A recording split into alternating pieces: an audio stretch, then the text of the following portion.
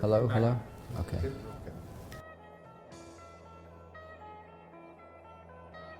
You need these individuals in these towns to put themselves on the line to create a place to break acts. I mean, you can't just go straight to the top, you know, you're dependent on the mercy of others, so to speak.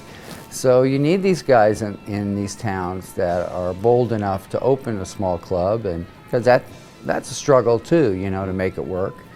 The benefit that they have is they realize that there are a lot of opening acts bouncing around the country that need gigs in between gigs. You know, they don't always follow along the schedule of a headliner, so they've got a day off to a young band is money going down the drain, right? Because you're making so little that you have to find ways of paying your hotel bills. So it's people like Hank LeConte and Alex Cooley and all these guys. They benefited, but the bands benefited.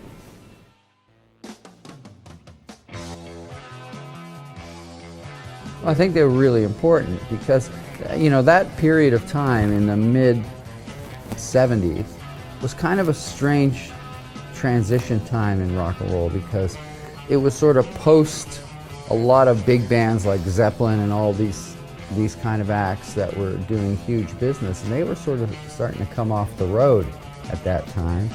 And so if you were a young band starting out, you had to hope to get on a big tour or play one of these clubs, you know, like the Agora. And so they were, even though they felt like clubs, they were more than clubs. You could sort of do a concert vibe, even though it was a kind of club atmosphere. So they were really important. I remember playing Alex Cooley's place in Atlanta. In Atlanta, yeah. And in the UK there was, in Chicago there was the Aragon. Yeah, well, in the Akron, I think there's an Agora in Akron. There was an Agora in Akron, Yeah, we played there.